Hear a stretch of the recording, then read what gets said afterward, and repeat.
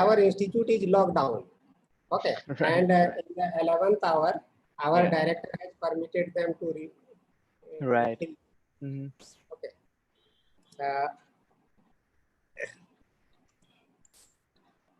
No, I can understand. Yeah, yeah. So, a very good morning to one and all. On the behalf of Indian Institute of Chemical Engineers and SPE student chapter, I welcome you all to join this very valuable session, which is particularly related with the careers of the students in the oil and gas sector. Actually, what industry wants from the future engineers, that is the main theme of this presentation. And I also welcome Mr. Abhijeet Anand in this interactive session and thank him for giving us his precious time to share his experience to our students. Now, let us start the session. So, I request Mr. Abhijeet Anand to start his talk. Thank you all.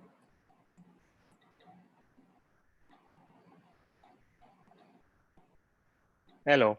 Thank you very much, sir, for the wonderful introduction. Yes, you're right that we will be talking about the things that the future of oil industry will need and what students should do today in the current time period to go ahead with. So it's still 8:31. I would love to give probably 2 more minutes. Then we get started. In the meantime, to all the students and faculty members, if they are, I mean, in addition to Dr. Vikas, in addition to you, please have a pen and paper next to you. There will be a couple of things that we'll be going through that you will need to write down or do a self-analysis. So keep it ready with you and handy with you. And when we go around, you're well prepared for that. We will have a very interesting session because we will be talking about some journeys and some stories on the way. In addition to that, we will be talking about the skills and the knowledge that in particular that you'll be needing about. And then at the end, I have some kind of knowledge sharing that is very peculiar and very particular for the oil and gas professions or the young engineers. So who's up for that? Be ready for that before we get started. I'll give you another 1 minute to get things arranged on your side. Then we start with the session.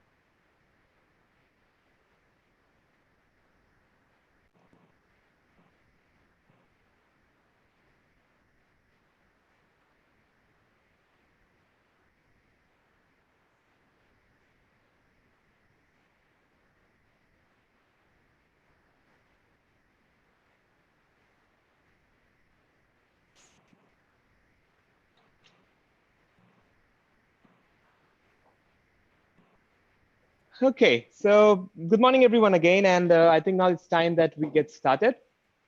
So to start with, what I will do is, although I'll have a small presentation deck that I'll be running it through and I'll go through an introduction, but before we get into that, I will share a couple of ground rules that we all will follow to make sure that we are all aligned and there is no surprises on the way. So starting from now, we all of us, except me, will be muted. And then when you have to speak something, you will be can write it on the chat box, and you all be unmuted only at the end of the session when there is a Q&A round going on. The overall format of the presentation would be, or the talk would be, that I'll start with this introduction. I'll start with a story that you might will relate to from ISM. I'm pretty sure you know that I'm an alma mater from the university of 2013 batch. Following that, I'll be going to some skills that you need today or that you can prosper while being in the university.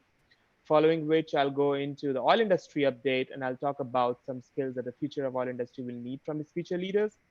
And then at the end, I'll be talking about some knowledge sharing and knowledge gaining workshops and also surprises that awaits at the end of the session.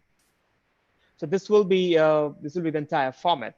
And unless and until very important, we will try to stick to keep everyone muted just to make sure there is no chaos in the call. Fair enough. Sounds very good. So I know that we have, as of now, 65 participants. I just wanted to share that for the session that we just rolled through, there were 150 plus responses that we got. The participants were from petroleum engineering, chemical engineering, department, applied geophysics. They came from BTech, MTech, PhD, integrated courses. We got faculty members as well as a part of the course, as a part of the session today who will be joining. And as Dr. Vikas mentioned earlier, it's him as of now, and other faculty members will be joining on the way because of a sudden surprise. This truly is a diverse group of participants, and I do believe that I have that responsibility to make sure that talk today falls into interest for everyone. So I will make sure that this does meet your expectations.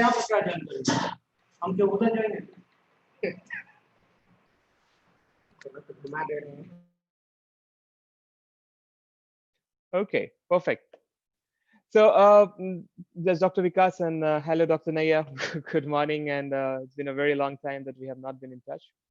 So good to see you again.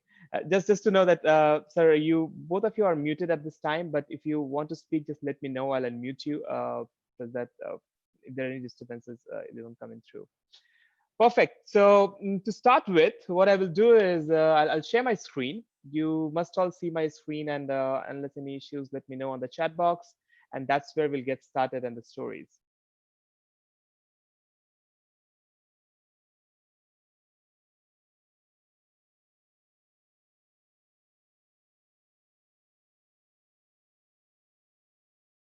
Okay, very good. I believe you can see my screen. So as we go ahead and without putting more time into the introduction part of what is going to come, let's get into the meat of it. So today's session is about the skills and the knowledge that the oil industry will need from its future leaders. Now, as it may sound, it's not very straightforward when I talk about the skills and knowledge that the industry will need in the future, but it also has to do with the present, with a relation to the past. So we'll go through and talk about what you in the university, being it as a student today, can do so that you are ready for the future steps. This talk, as Dr. Vikas also mentioned earlier, will be done under under SPE Ambassador Lecturer Program with the banner of SPE IIT ISM Dhanbad Chapter, Student Chapter, and the AICHE department from IIT ISM Dhanbad.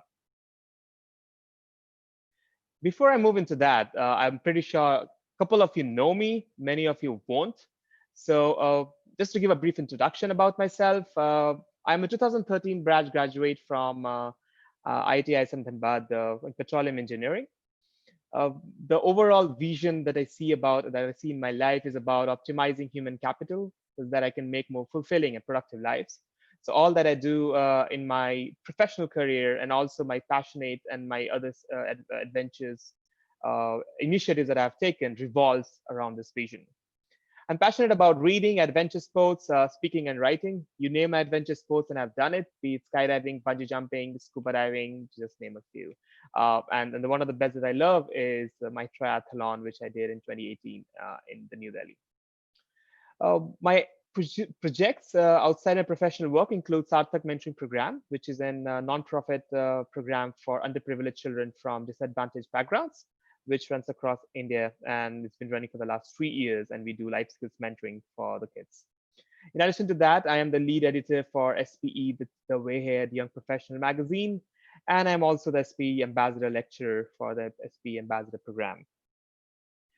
Currently, I'm employed with Schlumberger and work in the capacity of commercial engineer for the Eastern Hemisphere countries based at Romania in the city of Bucharest, a very beautiful city.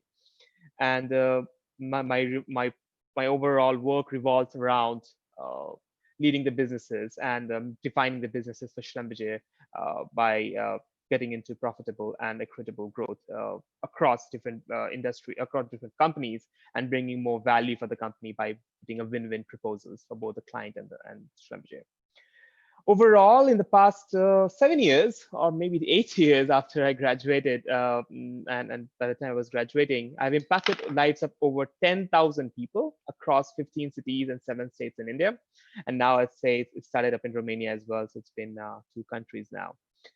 The total oil field experience I have is 7 years, and I've worked across India, Saudi Arabia, Romania, and traveled 20 plus countries in the past several years.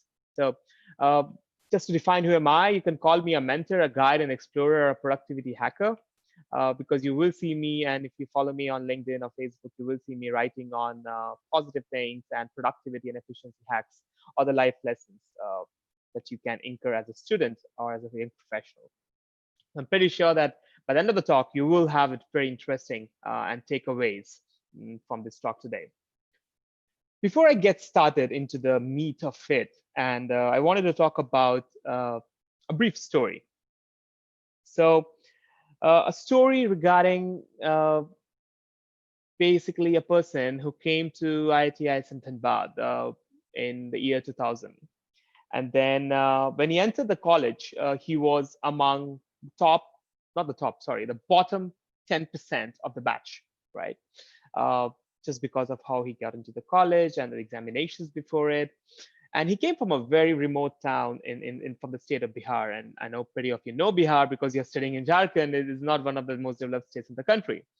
In addition to that, when he came into the college, he doubted his decision to get into to study because he thought he might have got something better. Dhanbad was a remote city and we all accept that. We're on the same grounds. So he doubted his decision, that was this the best decision to take? And then in addition to that, he had no industry connections. To name it, he was the first engineer in the family, so he had very limited exposure on what he could do or whom he may know. And you all know, because now probably you're in most of you are in second year, and I saw that there were people from second year to final year in PhDs. You all know that this industry is niche. This is not one of those industries which is talked about every single day and everywhere. This is very niche industries which goes through very typical cycle in terms of overall opportunities and overall job market and how it proceeds. It's very niche, and unless you have some kind of understanding of the industry, it's very difficult to find the ground. Now, the same guy, when he graduated from the university, he was a top 5 among the top 5 students in terms of rank when he graduated, actually the third. He did 6 internships across all the major oil and gas companies in the country. He was the first to get the internship at Schlumberger, at one of the leading companies that came for hiring. He converted that internship into a pre-placement offer. He was the first to get placed in his batch as well. He wrote an SPE paper, attended 4 SPE conferences, 2 international conferences, 1 in USA, 1 in China, the 2 biggest for SPE, fully sponsored. He, in addition to all this professional stuff, he also led a leadership position in the ISS. I'm not sure if it exists today. It used to be the student organization for the students of ISM. And then he was also leading positions in SPE and PES, Petroleum Engineering Society, as the president when he graduated. So you can imagine a journey from nowhere, being at the bottom, to getting all that you can get in the university. And I'm talking about an individual who did that, right? So which means it was possible. And I can guarantee that if anybody who are in your call, and if you doubt yourself that you cannot where you start, I mean, this example can motivate you or can push you, that if that person can do that, you could do as well. Because there is nothing that he had when he started, and when he graduated, there was nothing more that he could have got from the college. Probably, I mean, if comparing with everyone else in the batch, or even the thing that university offers. So that's individual, and I'm really happy to share that it was me, and I know pretty other people, many other people would be there as well. But this individual that I was talking about, it was me. So You learned about my journey with this example from where I started and from where I ended. And if you do find the links between the two, you will want to know what happened between that actually got me to go from where I was when I started to where I came out when I graduated from the university. And how has that shaped me as a professional in oil and gas industry to keep me thriving and doing very good in what I do today at my company in my professional career. So that exact thing is what I'm going to talk today. And in addition to that, then you will get to meet about the oil and gas industry. So uh, before we get into that, and before we get, yesterday I was having a chat with my mentor. So my mentor is also an ISM graduate, and I'm pretty sure some professors might be knowing him. He's a 1994 graduate from IIT ISM Dhanbad, and he holds a very good position at Schlumberger at a very global level. And then I was talking to him and discussing about my path, my questions, and then this topic came forward about the talk today with the alma mater. And he asked me to actually communicate a couple of lessons to you, a couple of his life lessons. So just that, if you know, for the record, his name is Sujit Kumar. He's the director at Agora Venture for Schlumberger at the global level. And he's a 1994 graduate and a spectacular person. You can understand his journey as well has started very, very at the bottom of the chain, and then he has grown based on the hard work. Again, the common link is IIT ISM Dhanbad. So you must be very grateful if you're studying in this university and the faculty members and the opportunities that you get on the way. So what did he ask me to communicate to you? He asked me to communicate to you 4 things. So you would be wondering what was my journey, right? So I will share that. But first of all, let me share what my mentor asked to communicate to you.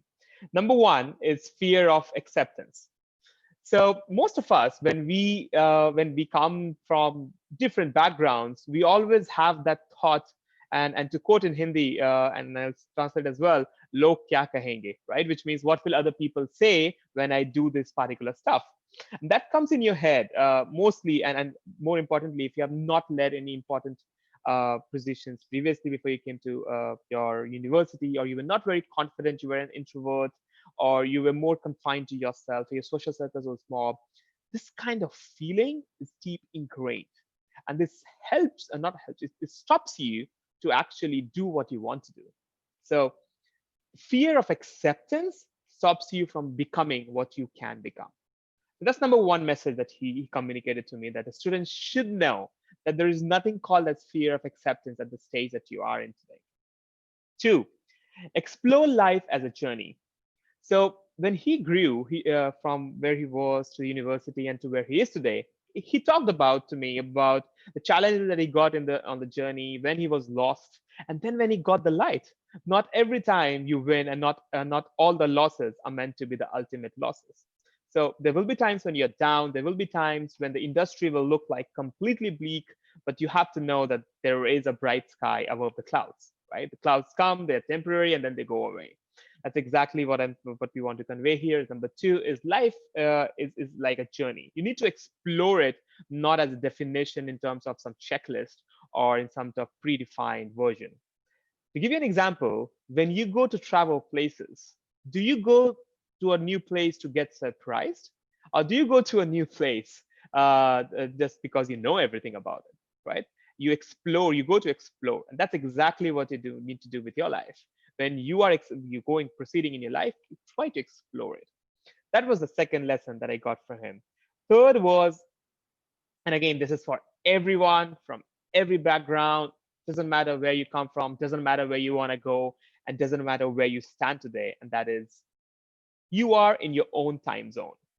I know you have heard it several places from several people from the world's most, I would say, people who have achieved a lot in their lives, that different people have different time zones.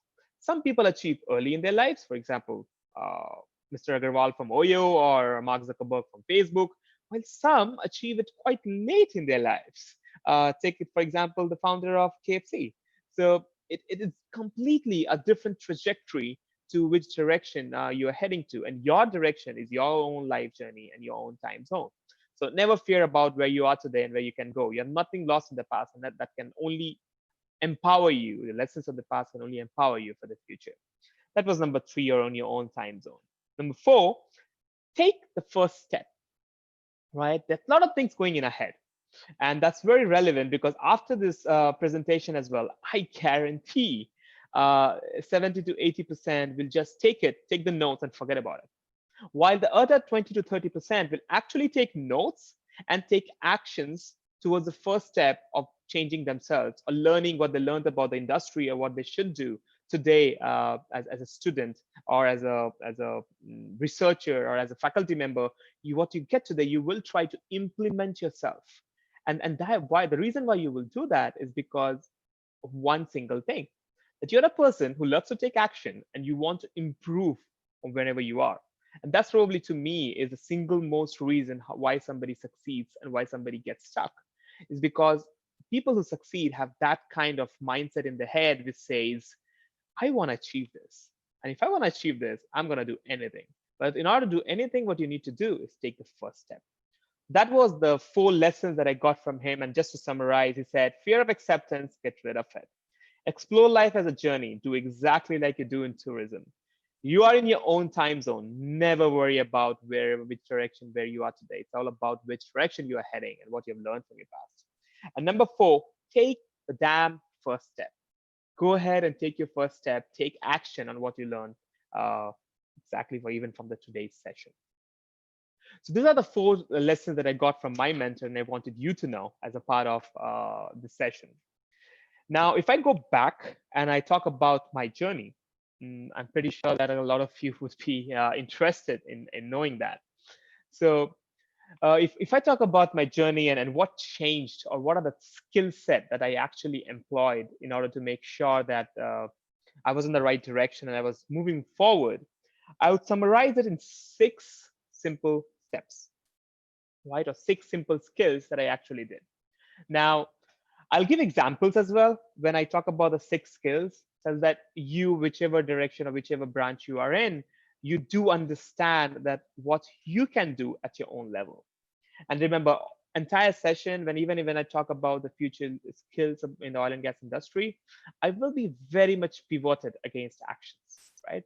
If you don't take actions, to me, everything else is non-essential. So you can listen to thousands of motivational videos, thousands of mentorship sessions. You can go to thousands of talks and stuff. Unless you take actions, and those are just thoughts, which is, I mean, you get over 100,000 thoughts in your mind every single day. So this will be one of them probably. So to get started, and I'm pretty sure that you have the pen and paper. In the meantime, if you do have question to any particular point, please do put in the chat box and I'll see how I can answer that, right? So to get started, number 1 is resilience. That's number 1 skill, I would say, whichever background or wherever you stand today, even you come from an excellent exposure level, you have your family members in the industry established, or even if you come from a remote town and you know none in the industry, that's the number 1 thing you will need to know is resilience. What I mean by resilience, and to give an example, I would say in 2012, I remember, yeah, it was 2012, when I wrote an SPE paper, thanks to my professors, and then IRS at ONGC, where I wrote the paper. My paper was selected for an annual technical conference and exhibition in San Antonio, Texas, in the US. And then I had to go and present. Now, being a student, I'm pretty sure most of you will know it's funds, the logistics, and to make it there is a big task. Not everybody does it, and especially if you really don't know a lot of people to get the funds and etc., it's very, very difficult. And that's what I want to acknowledge today. So it did happen to me as well. Funds were quite humongous for me as a student to afford, and I couldn't do that. So I went ahead and started looking for funds. That's when alumni helped me, professors helped me, SPE chapter helped me. But the real thing which helped me, or first the initial setback I got, was first time I applied for the visa, my visa was rejected. Now, I already had a job in place. I had a job offer at the time. I was in final year. But still, my visa was rejected just because they couldn't imagine that I'm going there just for the paper presentation. Now, in many other cases, a lot of people would just drop it because I did not have the funds either. My visa was rejected. It was a clear sign that, Abhi, you don't have to go in this direction, right? And that's where I believe the kind of resilience that motivated me to do the other way. And then I pushed onto it. I applied for the second time. I got the visa. I got funding from one of the oil and gas companies, thanks to Kane Oil and Gas at the time, who funded me fully. And then everything was such beautifully streamlined. In between these two events happening, the only thing what happened was my persistence and my resilience, knowing that I wanted to make it happen and I wanted to get it. This exactly is what's going to happen in your college journey. You're going to drop. There will be times when you get not so good grades, or there will be times when you appear for an interview and don't qualify. Whatever happens on in the journey, you need to be very clear and put in your head that it's the resilience and doing the same thing that you want to do again to achieve what you want to do again and again so that you achieve what you want. So number one skill, let's say, overall the scheme of things is resilience. Number two is focus. So in today's world, and I'd say I was very fortunate to graduate in 2013 when Facebook was just starting up, at least in India. Orkut was just killed. The WhatsApp, I don't even remember if it existed. And then there are very limited distractions that happen, right? In your age today, there's plenty, I would say billions of gigabytes of information available on the internet, thousands of videos being generated every single day, millions of videos that people want to get your attention for. And you can be completely drowned in this pool of information. And that's where you can be lost in what you want to get. You can't get it, right? So what is needed is bird's eye focus, right? You need to be focused in what you want to get. So when I was reading through the Q&A, and I'll discuss that later on, the feeling that I got that some people are either they don't know about what they are studying, or they're confused about what is the future of oil and gas industry, or how will they add value to the industry. And that's probably is where in today's session, when you will realize that what I'm trying to say is not that everything is dependent on the external factor, but a lot of things is dependent on you. And that is the reason why not everybody gets everything in the university, while some of them gets everything, because they have cracked thing to get that everything, and it's not so difficult to get it, right? And the only thing that will keep you there on what you want to get is focus. So focus on what you want to get, and when you're focused about what you want to get, you will get it. To give you an example, my job. So when I got my first job offer from the leading oil and gas company in While in university, I was utterly focused about what I wanted in terms of job and which company I wanted to get into. And I prepared myself for a couple of months to make sure that I land into that. And I did it in the first interview itself.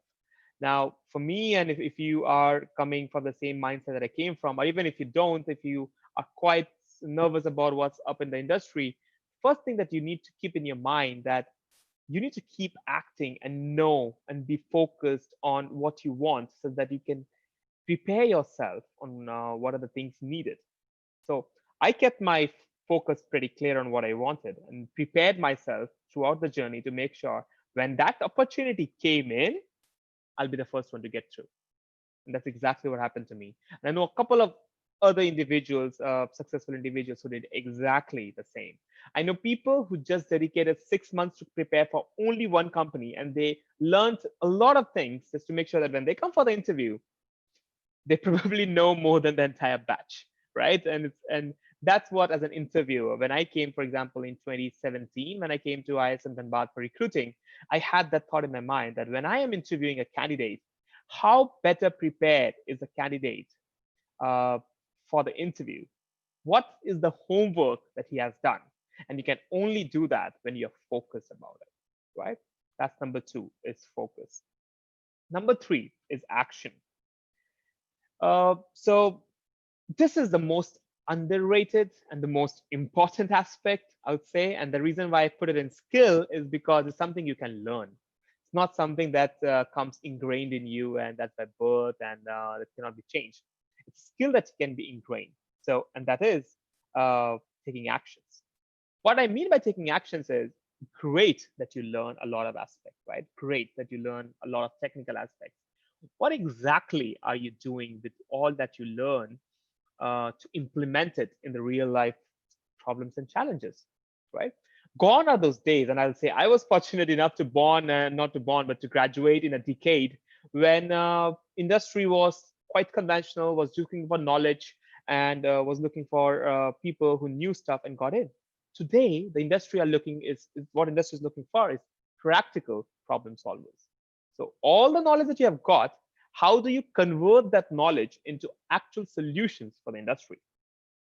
And to tell you the truth, oil industry is actually quite behind in doing that, right? If you look, for example, the technology companies, they have been putting case studies and they have been hiring people based on the case study solutions from a long time back, right? Uh, what oil industry is doing now is exactly the same, or at least expecting the candidates to do the same. We don't need people only who can come with theoretical solutions and who can only come up with theories. We need people who knows those theories and utilizes those theories for the actual problems in the industry. So we need you to take actions. Now you will come up and say, how do I know what's the problems? That's exactly when I say that industry has never been so transparent as it is today. Absolutely incredibly a lot of information is available on the internet. All you need to do is to browse it really well, get the information, research well, look on the problems, and then start proposing solutions. The moment you do that, you are creating a niche for yourself by just one single thing, action. Number 4 is networking. Now, to me, this is a single most aspect that I'll say in the oil and gas industry is very, very important as a skill in addition to all the knowledge that you gain. To give an example, the group of people, or there is a nationality, for example, without quoting it, who are very good in networking. What I mean by networking is they help each other, and that's not India, right? So that's nationality people. They're so good. They are everywhere in the oil and gas industry. A very small country in the world map, but they're so widely present in the oil and gas industry. The oil and gas production is not huge, not the biggest among the top 3 or top 4, but still they have the workforce of the maximum quantity in the entire world outside the United States of America, right? You know what they did amazing?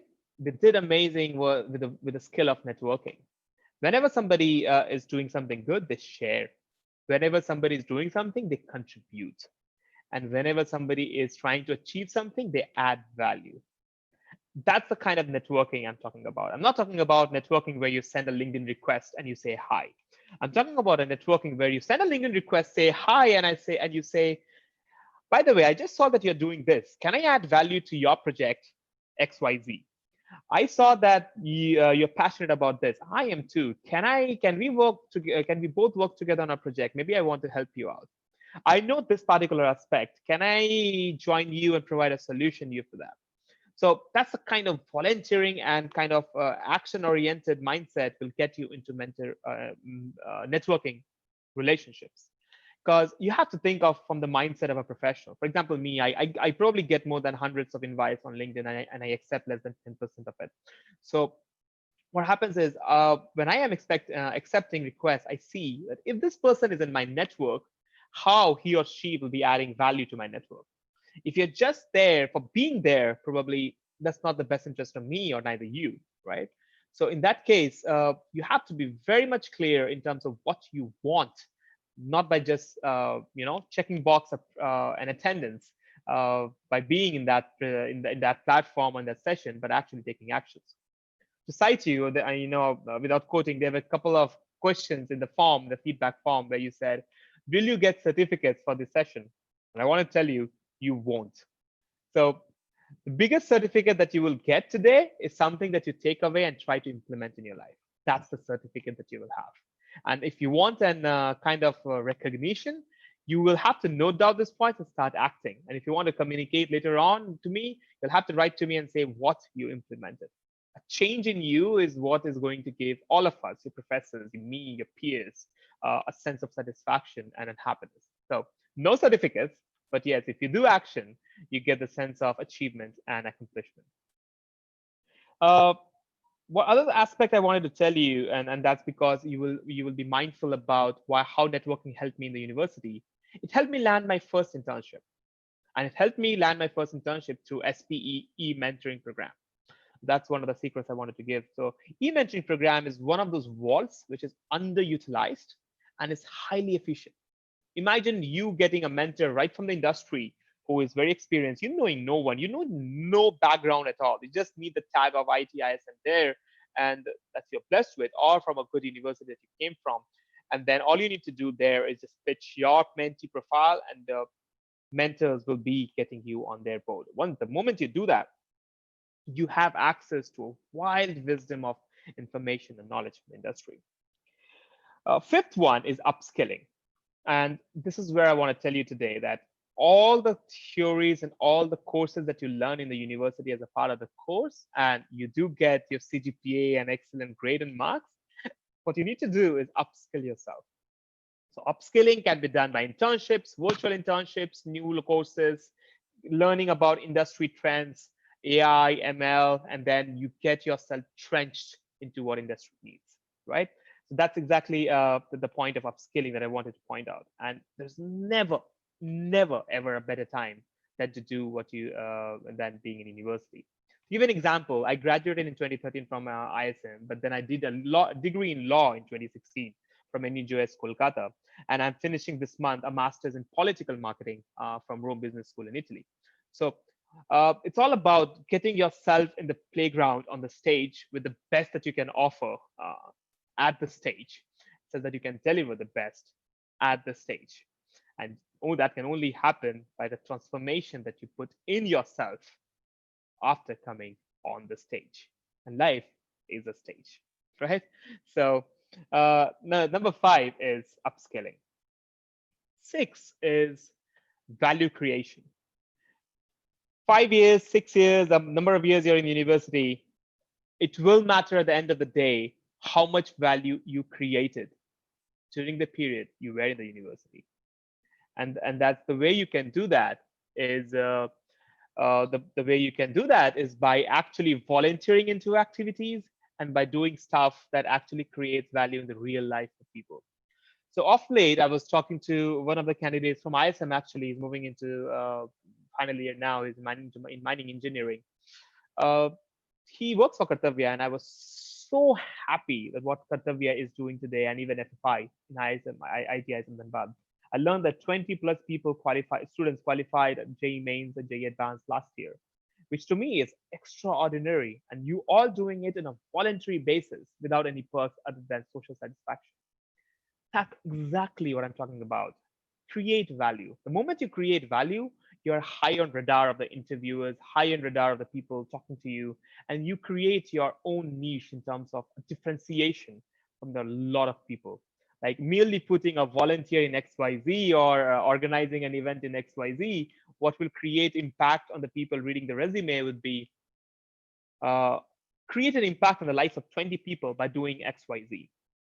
That single line is a differentiator, right? So number 6 thing that I wanted to tell you was value creation. So these were the 6 things and the 4 things that I shared from my mentor before that will get you up and rolling in your university life, and you can do much, much better and achieve your potential that you want to achieve. Whosoever you are in your bachelor's, in your master's, as a researcher, or even as a young professional, it applies to each one of you specifically. So I would presume, since I see no questions on the chat box, it's very clear that up to now it's been good. So just to make sure that we are all aligned and you all understand what we're going through and it's not boring, can I request from all of you a raise of hands on your Zoom chat box? I'm pretty sure you know how to do that. So it should be on the more button. Either put a thumbs up or raise hand, and just to give me an indication that you are with me and we are all understanding what we're talking about. Very good. I see it popping up now very fast. Perfect. It seems like this seems like my university, you know.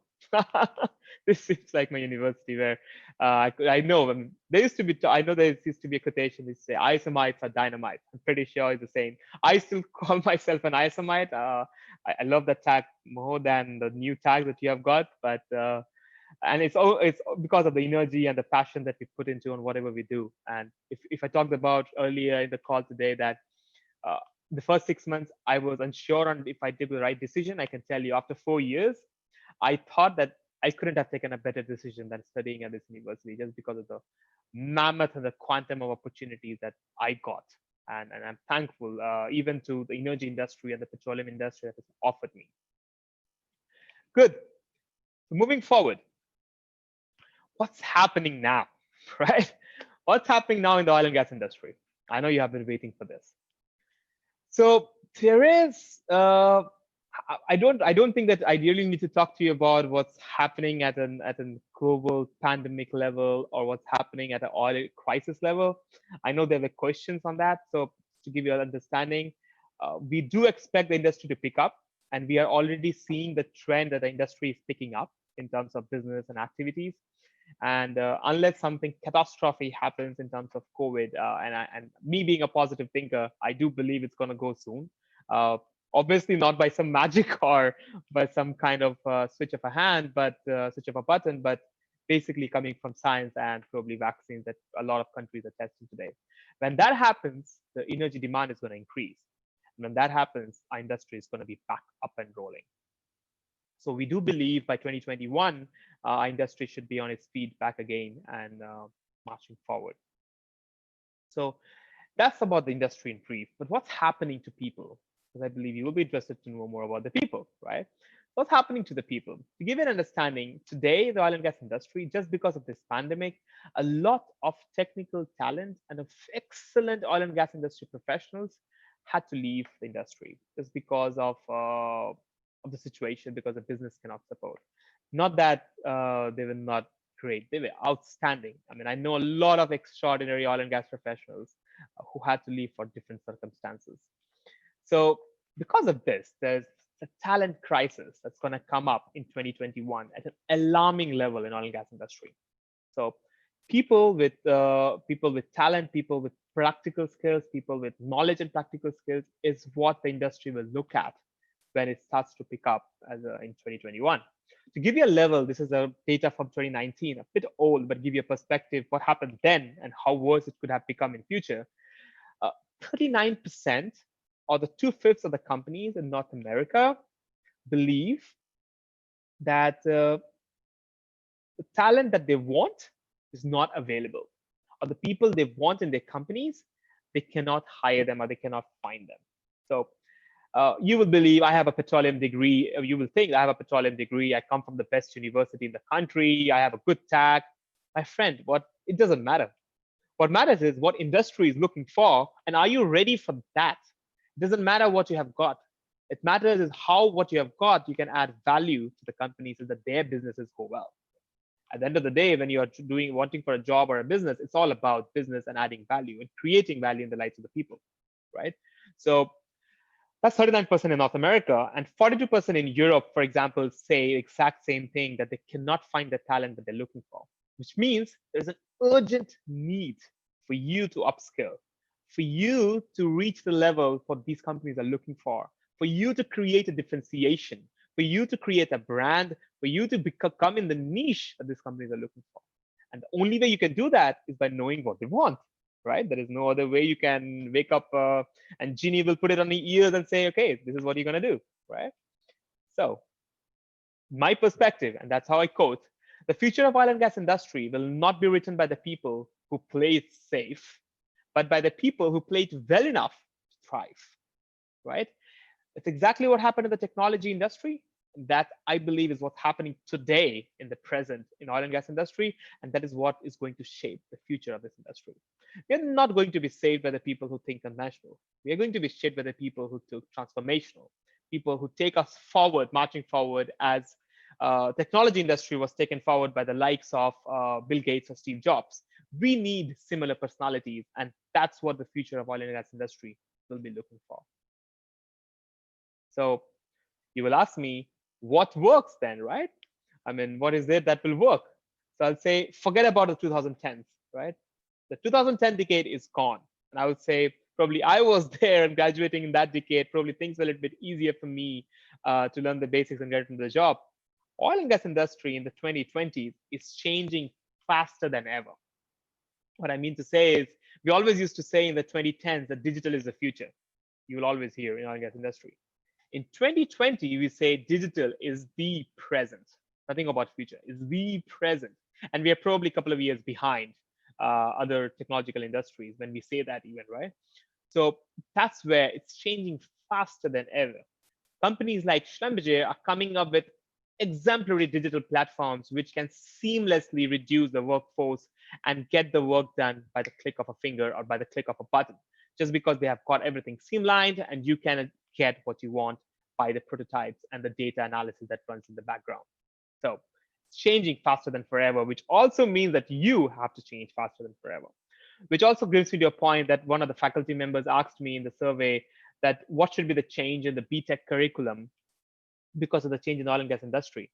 If I were you, even as a faculty or a student, the one single thing I'll do is increase the interaction between the industry and the students.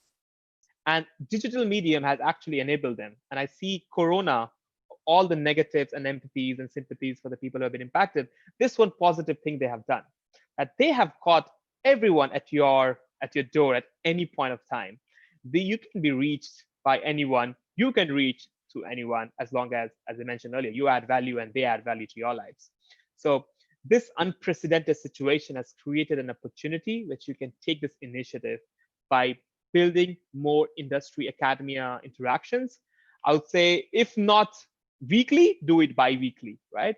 And the more perspectives you get, the more stories you hear, the more actual scenarios you get to know, you can make a more informed decision, right? So as I said, the number one point is the oil and gas industry is changing faster than forever. Two, industry needs people who are practical problem solvers, right?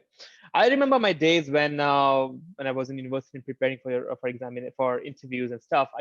Most of us would be thinking, let's learn about simulations, let's about technology, let's learn about details into the formula of how does a formula work, and etc. etc. For my last interview experience that I did, when I visited ITIs in Dhanbad, and also that my colleagues, the way they take interviews and the way when I was interviewed, I remember very little when people wanted to go into detail of the formula. What people wanted was what I knew, how can I apply it? Or what I knew, what did I do when I went to an internship? So, and that's more important than ever today. Everything that you learn from your professors, from the textbooks, think of it and reflect back. How can you use that to solve problems?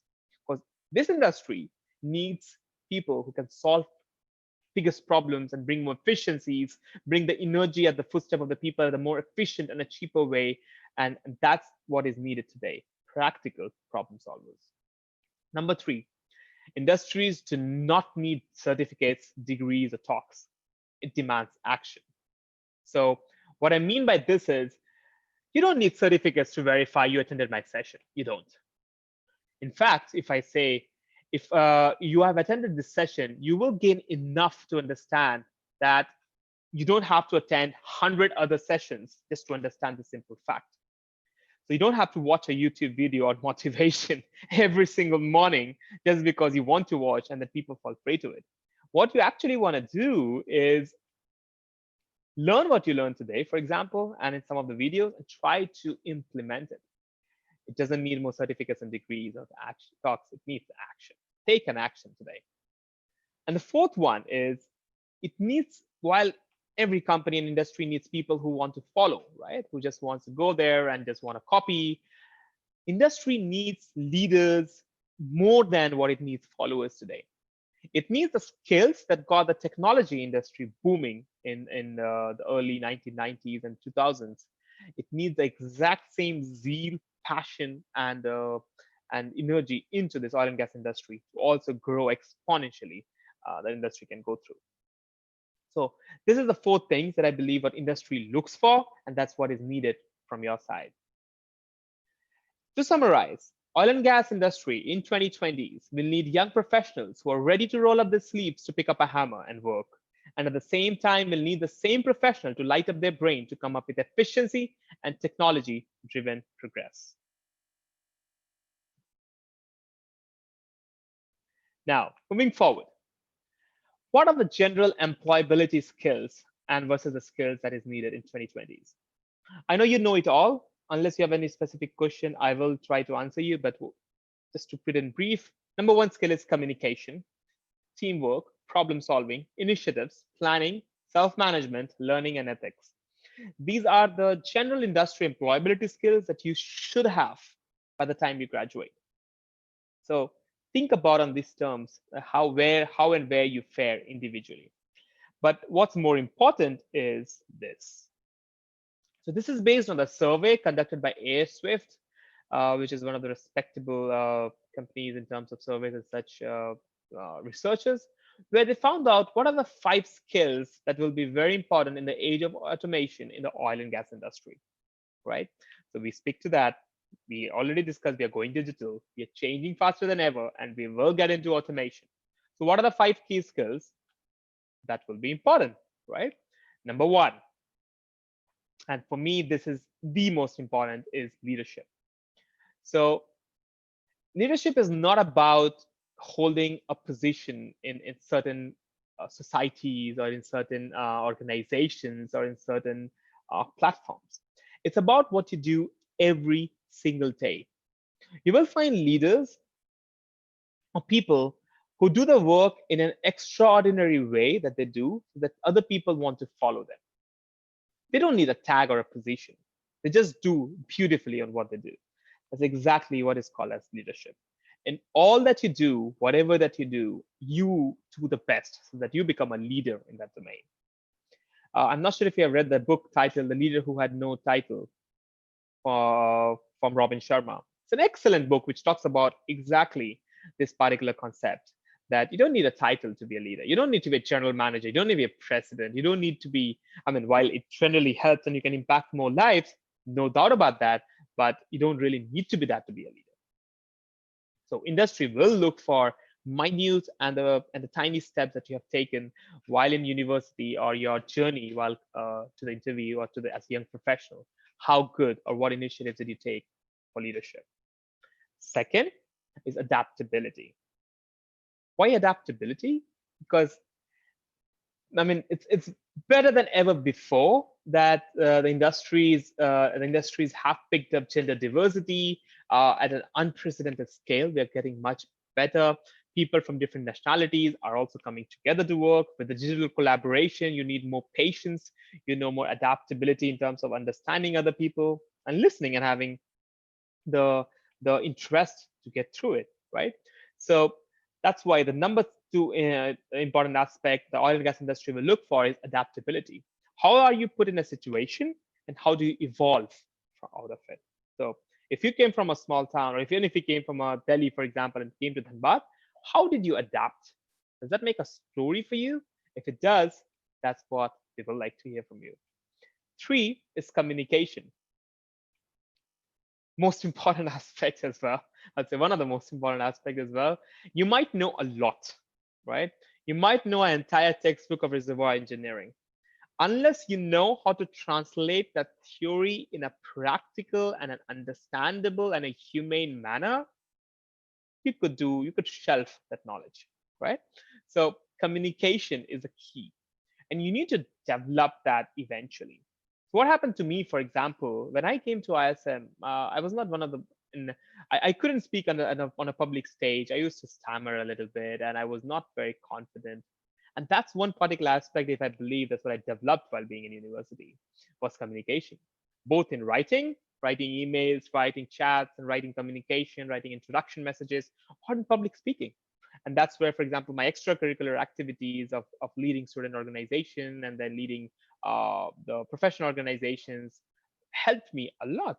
Because when I did that, I was talking to a lot of people across different backgrounds, across different branches, and I was kind of leading a lot of people, and then I was communicating, most importantly, right? So that's why number 3 most important aspect is communication. Problem solving, and I think I don't need to reiterate again and again what I just did. Industry will look for people who are problem solvers, but not problem creators or just problem thinkers. We need action. We need people who can look at it and say, how about we do this? And let's do it, and then we'll see what comes on the way. And that's what most of the oil and gas companies prefer when they are hiring candidates as well. And that's a secret I can tell you today. They're preparing for an interview. the oil and gas company, if you show them that you're a problem solver, be rest assured you have a good leverage. Number 5 is intuition and logic. Why intuition and logic? Because that's common sense, right? I mean, if you can have a lot of things, but if you lack common sense, or if you can lack connecting the dots, and that's where solving case studies, and I said that how oil industry is evolving, that's where this will be very, very important. Now, with my experience in oil and gas industry, when you are working in the field or in operations, intuition and logic is the most important thing in addition to communication, if I would have to say, because you will be met with circumstances which will be unprecedented, which you will not have dealt with before, and how you deal with those situations or circumstances will make you ready for the scenario. So the important thing is intuition and logic. Now, before we get into what to do, I'll say what not to do, right? Whatever the scenario is today, remember, it's all dark with dark clouds. There's a clear sky just above it. It's going to pass, it's going to fly, and you're going to see what you wanted to do. But what not to do is to not panic, to not create hysteria, to not back only on university studies, right? I'll check more on this in the next slide. Not only study on the books and say you're done. You need to stand out. Number 4, do not live only on hope that, okay, things are going to happen. Jo hoga bhagwan ke bharose hoga, right? That you say, right? Which means whatever is going to happen with the grace of God. Oh yes, it will. But God helps who help themselves, right? So create a scenario where you visualize and you know what you're doing. So don't live only on hope, but your actions. Number 5, don't think about future studies without a perspective or plan. I mean, if you're doing a bachelor's, don't think about masters just because the industry is down. I should do a master's. I don't have any clue, so let's do masters. I don't have any clue, let's do PhD. Great, higher studies help you, but come with a plan. If you're doing masters, you're doing a master's because of this particular aspect. If you are spending over $100,000, this is the reason why you're spending $100,000. This is what you want to achieve. This is what you want to achieve in 5 years, in 10 years, in 15 years, right? That's where journaling helps. So don't think about future studies without a plan. Make a plan and definitely go for future studies if you want to. Last word, and again, I think relates to university studies, is to not focus only on theories. All that you learn has to be implemented somewhere, and that's where you need to come forward and try to implement it. Moving forward, what you should do.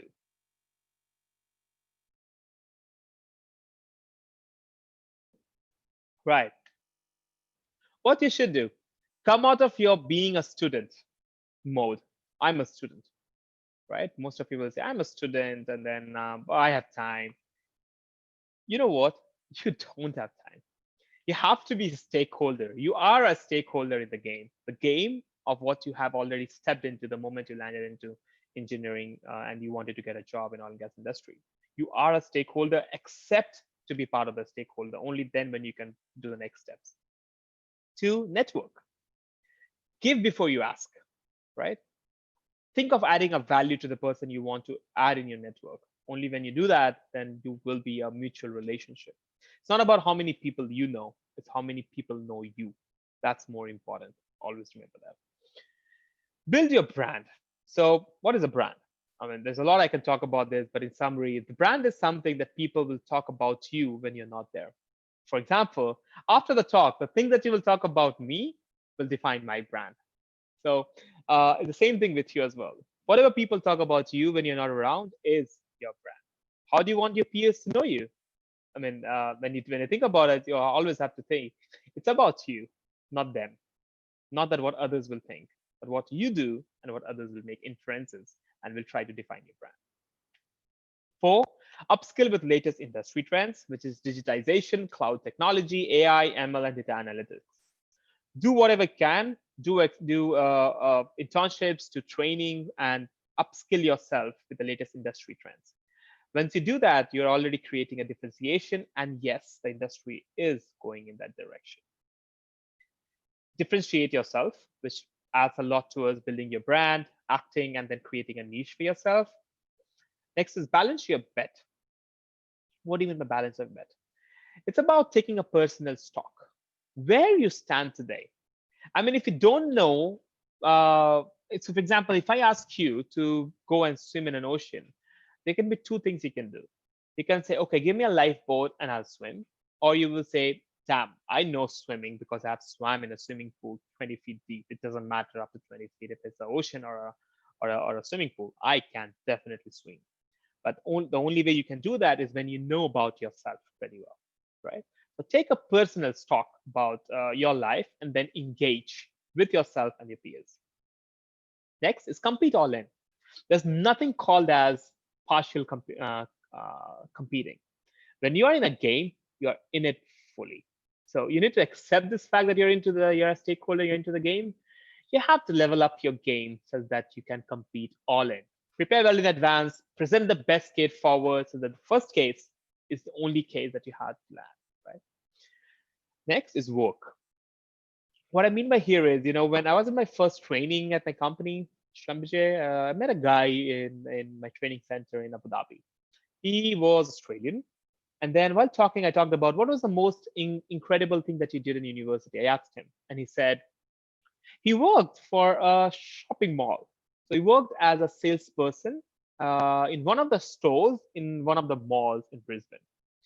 So I said, really? Why would you do that? You were studying in the best university of Australia. How can you even think of doing that? And that's exactly how he responded. He said, you know what? We don't know what we are gonna, where we're gonna go in our lives in future.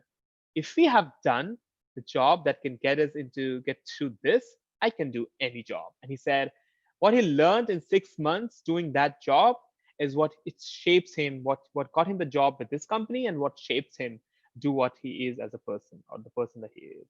So never think about any job that's petty, right? That's petty. No job is petty. Nothing will. I mean, it's all about the journey, not about where you start. So make sure that you work, you volunteer, part time, initiate something, do something, involve yourself in an NGO, in a non-profit, in a for-profit, whatever it is. Work. And the last one is prepare for war, right? Just to let you know, it's not going to be easy. It's definitely not going to be easy. With the thousands of students graduating and not getting into the job market this year, it's going to be huge competition in the coming months. And unless you do these things, I really believe it's a very bleak chance to get onto it, right? So prepare for war. What it means is, again, summary of everything that you learned, get the best case forward, balance your bet, differentiate yourself, network, and start working. The moment you do that, you are best at the field, and you could make it happen that you wanted to achieve.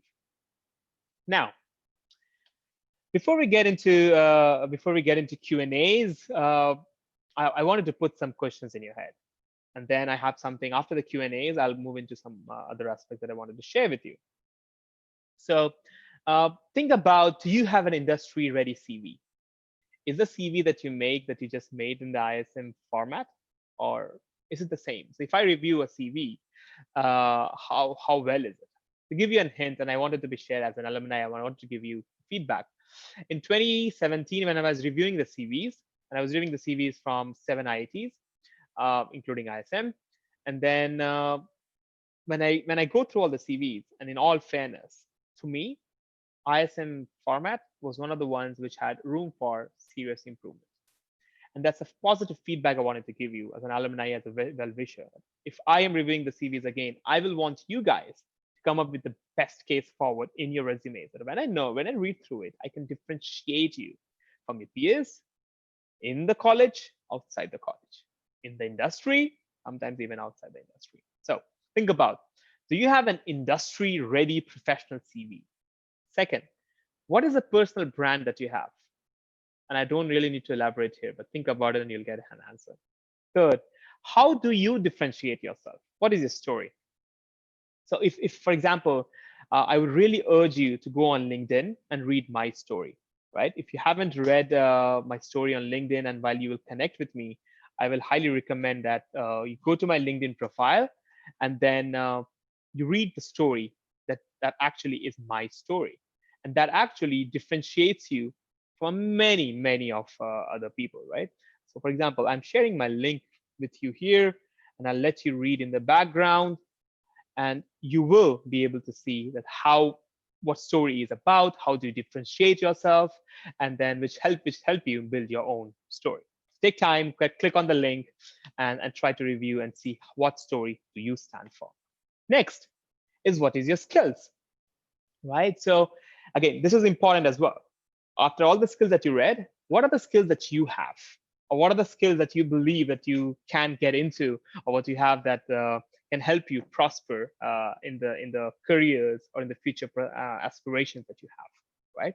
When you do that, you will be able to understand where you have to upskill or where you have to improve and where you're doing great about it. So think about a skills portfolio. I know that there will be a lot of things that will be going onto your head, and you'll be thinking what to do next and what not to do next. So that's where I'll also share one more thing with you, and that's my website. So if you still believe that you have certain questions that on these answers, you will find a lot of feed coming onto my website where I talk about these things on my blogs, and you can have a look and subscribe if you want, where you can get more information, right? So before moving further, and the next stage that I'll take into is Q&A. So just to let you know, we had over 50 questions that came in Q&A from astounding 150 plus candidates, as I said earlier. And then it will be very tiring and difficult for me as of now to go through each of the individual questions, right? So what I did is I actually picked up 2 questions that I'll be answering today. And then I'll open the floor for professors if they have any particular questions to ask. I'll unmute Dr. Vikas Mehto here. Dr. Vikas, I have unmuted you. So if you have any questions, please feel free to ask me. And then I'll start answering with 2 questions that I've selected for today. Okay. So question 1 is, what is the future of oil and gas industry? This is the question I got from a lot of candidates, right, that they wanted to ask about. So the question was, what is the future of oil and gas industry, right? So I think I've got a lot on what I talked about in the session, and you would have, you would have got an answer to that, but just to brief you again. In 2009, when I joined the industry, by joining oil industry, I was told by people this industry is not going to last more than 10, 15 years. That's what exactly I was told. And that's where the first few months I was quite concerned. Is it real or what? Today, 11 years fast forward, it's over a decade. Wow. 11 years fast forward, I still hear from people that industry is going nowhere for the next 25 years, right? Yes, there are a lot of developments coming in, but I want to tell you that what happens when changes happen? Who grows? In a business, the only company which grows who has cash, right? Common sense, common business etiquette. So exactly the same thing. Oil and gas industry are mammoths on this planet. If there is a change that's going to happen, which is going to kill the industry, this is the same industry, same companies, same people which are going to lead the change. For example, you'll say how? Schlumberger, for example, and even to name BP and Exxon and Chevron and Equinor, all these companies are coming with groundbreaking clean energy technologies. Call it hydrogen, call it geothermal. They are coming up with new technologies, and they're using oil and gas fundamentals to develop those technologies. Who are those people? You, me, us, right? So the future is quite safe in that sense. There is a future for oil and gas industry, maybe in a different way, in a reformed way. However, I also want to be very honest with you. It will not be the same as it was. Why? Because the amount of competition and the way the industry is flooded. In 2009, when I joined IISc Dhanbad, there were very few petroleum colleges in India, let alone, very few. You can count them on fingers. Today, I was just trying to see, because I did a session last couple of weeks back with another organization, and I found students from over 10 colleges. I'm pretty sure they were not enough, right? They were not all. So petroleum engineering or geosciences or even chemical engineering per se is all across, right? So your competition is humongous, like never before. And the same is true for globally. It's not only India. Many other companies are doing exactly the same. Countries are doing exactly the same. So the future is safe, but future will be more competitive. So you have to bear, and what we just discussed before, you need to prepare for war in that sense, by bringing in your best game forward, right? Second, and the second question that I have is the two questions are very similar. What should I do if I am a student today, or what should a petroleum engineering or a chemical engineering student do today? Right, this was a question that a lot of people echoed. That's why I'm taking this today. So I really don't think again that I need to add on this aspect that what you should do, because my entire presentation was oriented towards your questions and towards your interests. So I have already discussed what you should do today and what actions that you need to do. But if I have to reiterate something again, would be uh, two things. One, upskill yourself, right? There is nobody who can help you more than yourself. So if you think that somebody's going to pick your fingers or handhold you and take you across the shore by getting you a job, I'm sorry, my dear friend, it's not going to happen, right? It has never happened in the past. Probably a few fortunate ones, but it will never happen even in the future. It's going to be even more competitive. So prepare for the worst case scenario. That's why I say prepare for war, right? You can do that by upskilling yourself. Two is knowing about the industry, which is, other words, is networking. A lot of you have heard the quote that your net value is actually the people you have in your network, right? Or in other words, a lot of people say you are the net result of the 5 people in your close vicinity, right?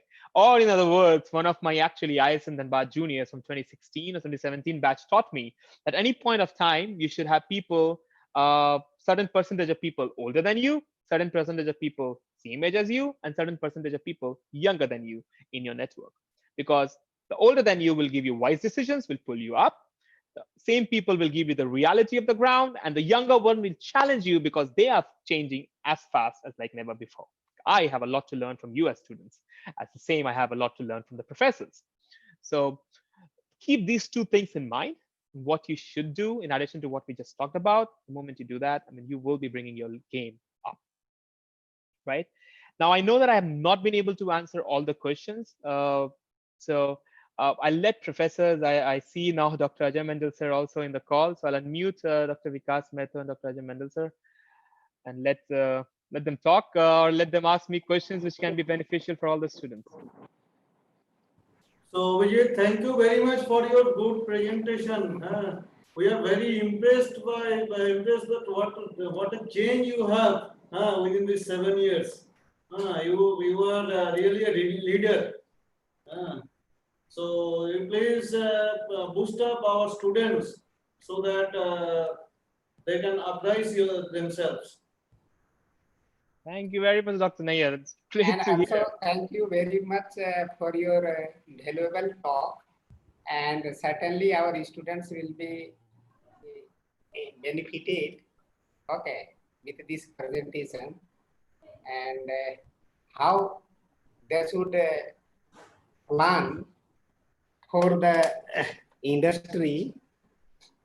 All those things are covered. Okay, so really, it will be. Now, Vijay, one question in this scenario, in COVID scenario, they are not coming to institute, and how they will prepare, especially final year students, how they will prepare themselves. This is Right. one of the vital issues because Yeah. I'll say probably I'll let Dr. Ajay Mandal and Vikas Mehta and Nair sir, you answer on the academic curriculum, right? So you guys know much better than me in on that academic sense. curriculum, obviously there is no chance to come there in institute. Only online course will be there. Okay. Yeah, right. But obviously through online only we will able to reach only 10 to 15% students because all not will be interested. Okay. So how we can proceed so that if you have any idea. So, sir, I'll say, and I think it still remains true, right? I remember my college days as well, and I know what you're talking about attendance. Yeah. I want to answer from that perspective only. Right, right. So, I wanted to share, because students are here from different backgrounds and different branches as well, that uh, what actually counts is how much responsible you are for yourself, right? So for the Yeah, students, certainly. I mean, me as an alumni, I can try to help you. Professors as professors can try to teach you. It all depends, and that's why even in my entire talk, you will see I've been talking about actions and what you can do. So you are responsible for your own future. There will be people who will be getting the best jobs, and I damn challenge there will be people who will get no job. And rather, I know a lot of people, and I'm sorry to say that with most respect, they haven't got a job in the last 7 years, right? There will be people who will become excellent in whatever they do, and I know a lot of people who are doing that, and there will be people who will be left behind. And the only difference that will happen is what decisions you take for yourself as a person, as an individual. So, uh, Dr. Naya, to answer your question, I mean, what I would say, if I were you and if I were professors, I will deliver my best, and I know you guys do it, to deliver your best and leave the rest to the students. Like even in the stock, what I shared with them, they have two things to do. Okay, they were in the session and then they forget about it, or whatever they got, they will take action right after the session and try to implement it. So it's completely their choice. And in the world of freedom Okay. and opportunities, and this is what we are blessed with. You're free to do whatever you want. So yeah. Yes. Dr. Okay, Mandal, you have any questions? Yeah. Mr. Abhijeet Anand, sorry, I was little bit late. But anyway, your presentation was very excellent and it will be quite fruitful to the students. I have just one question. Hmm. For the students who are basically graduated, after graduation, there are different opportunities in terms of uh, degree or diploma in other branches so that they can explore their marketability. Right, right. No, very good question, sir. Very good question. So, I'll give an example for myself, and that probably should match, right? So, after graduating from ISM Dhanbad in 2013, I did a degree in diploma in business and entrepreneurship laws. And many of you might know the college, NUJS Kolkata. That's one of the leading law colleges in the country.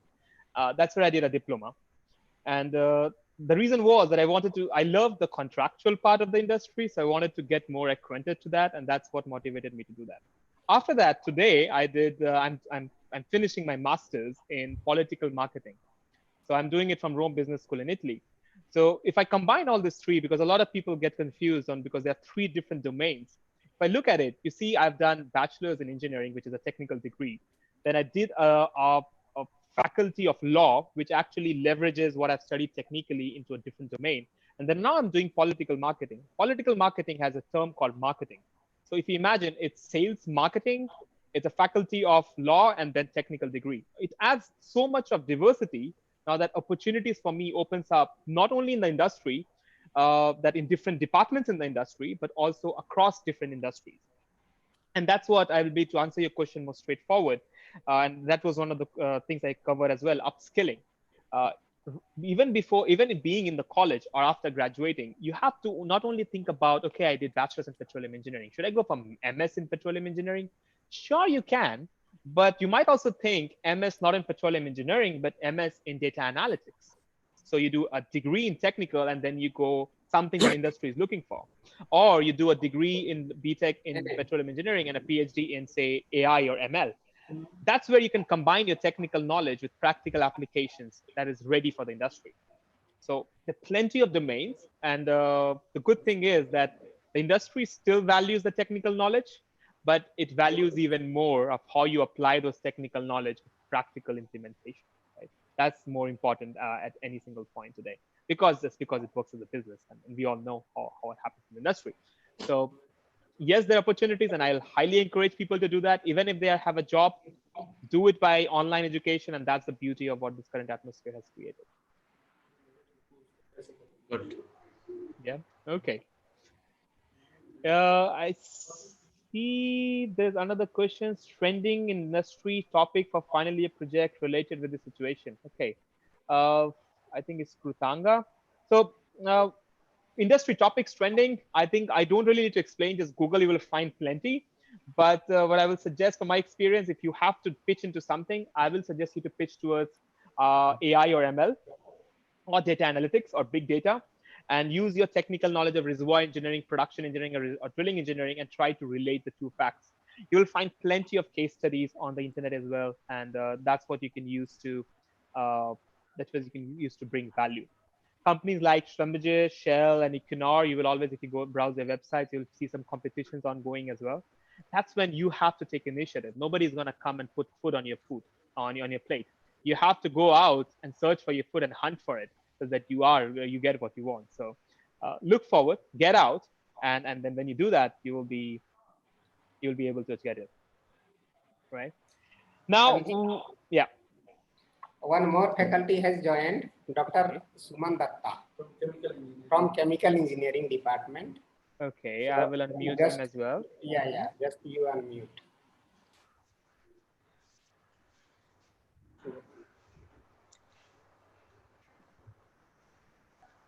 Okay. Dr. Suman Datta. Yeah, I got him.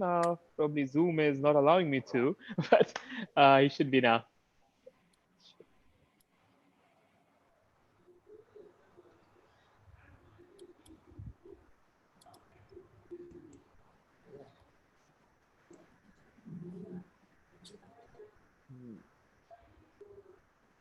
Yeah.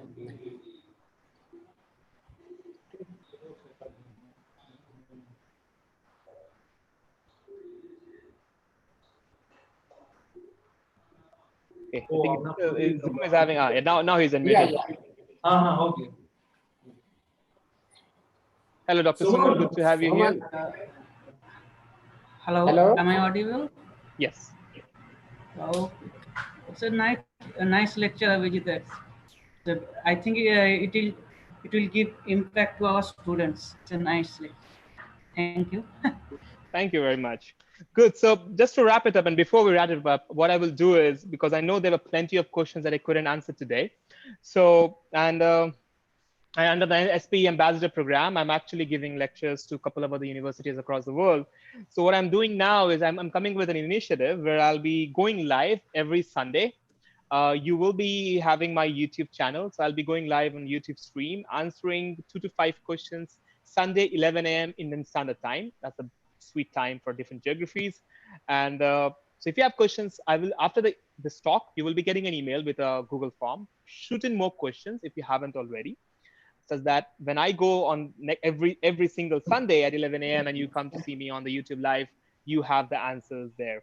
Feel free to share as well, just that in case you want to share with your peers and they also want to have more questions. The Google form will be unlocked, so anybody can input their comments or the questions. In addition to that, so because when you get an email, I'll request you all to put my email in the contact list if you want to hear from me, because I remember out of 150 candidates, 130 plus candidates registered to get my emails, and I'll be writing to you about the industry and productivity and career hacks. So add me as a contact list so that you don't lose it either in spam or in promotion, and you get all my emails and also my YouTube question that you have. In addition to that, what I want to share with you is, and probably to answer Dr. Ajay's and Dr. Vikas's earlier questions, that what basically, and also one of the questions we said, what should you do as a student and what you can do while being at home, right? That's very important. So in all the final year students who are today at home and you're stuck and you're not interacting, which is the worst that can happen to human interactions, right? You're remote, you are learning, you are locked down, and then you cannot grow. So, and this is the time when you want to grow. Final year is the time when you want to grow, right? So what I've done is I've actually, to share with you, I love to actually, I'm actually conducting 3 workshops. These are individual workshops, which you can find it on my website for more details and registrations.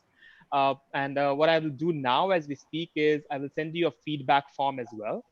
This feedback form will help you to give me some suggestions about the talk. Like professors gave me, I love to hear from the students. How did you like the talk? And we'll have some details about the workshop.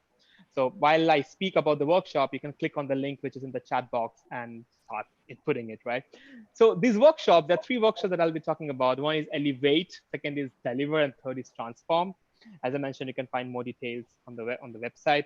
So the workshops, the first one is actually meant to prepare the second year to final year students, final year, and even the students who will be appearing for job interviews, be it masters or AGP or even PhD if you want to consider a job in the corporate world, where what are the tips and solutions that you will need in order to get onto the stage as your peers. So getting you to the real world competition and then getting you on the same stage so that you can level up, right? So that all the deficiencies that or the weaknesses you have got, you can do that.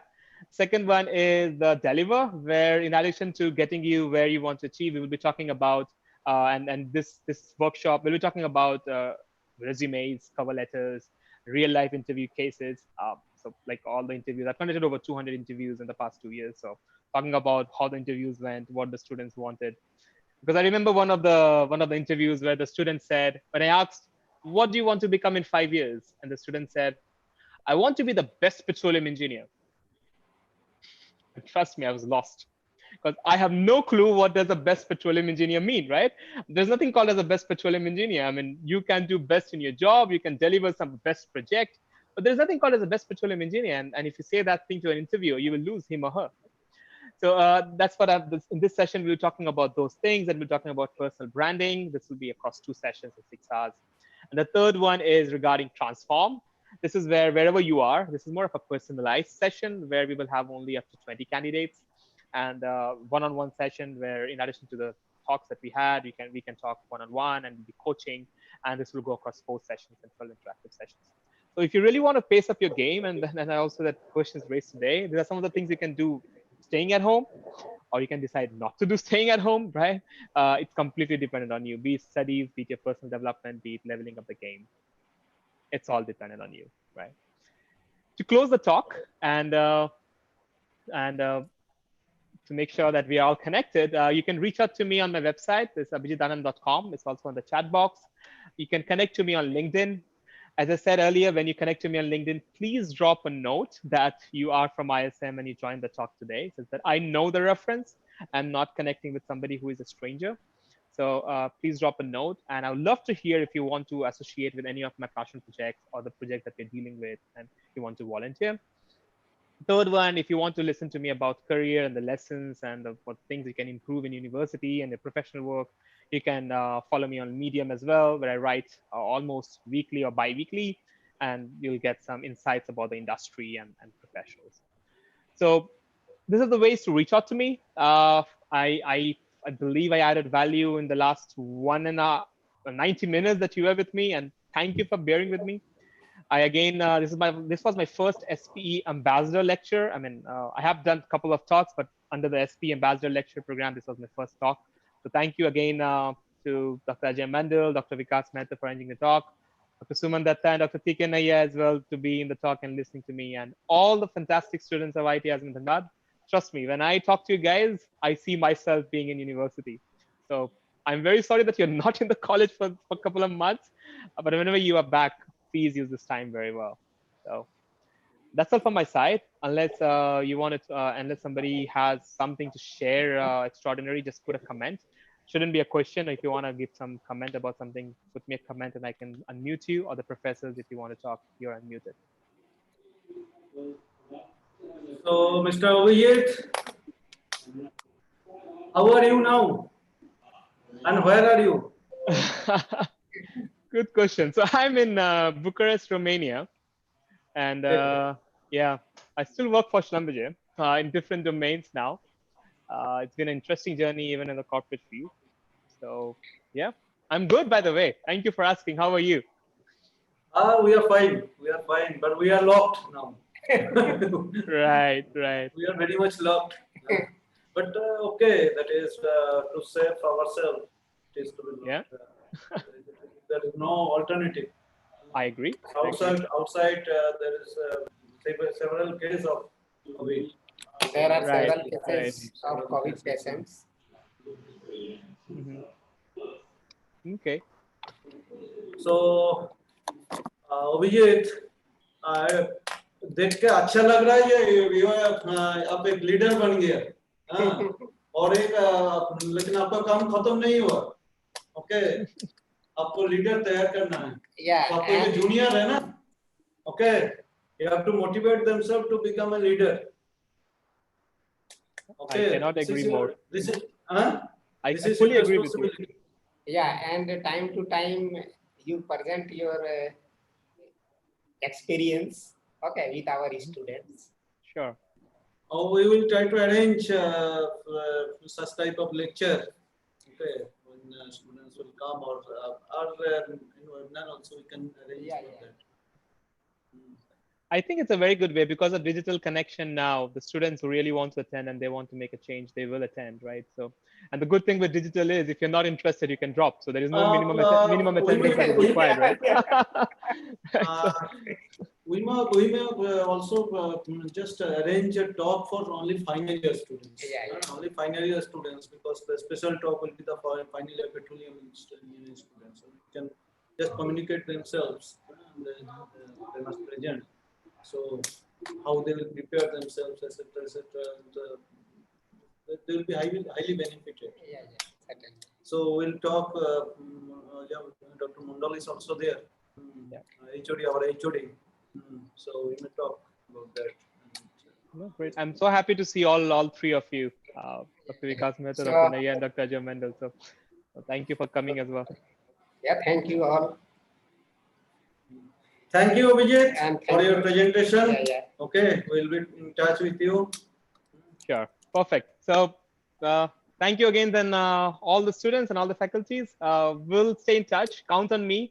And again, as I said, you will get an email. So make sure you add me in the contact list so it doesn't go into your spam folder. And I'll really appreciate if you can give a feedback as well on the link provided so that I can improve on the next talk. If there's some deficiencies that you found, I can be better in the next talk. And every Sunday, 11 a.m. If you have questions, shoot, and then we'll love to answer your questions, be it career, be it personal life, be it jobs, be it oil industry, be it university courses, be it anything. If I don't know, I'll bring somebody who can answer that. So thank you again. Have a very nice day and a very good weekend. Okay, thank you. Thank you. Bye.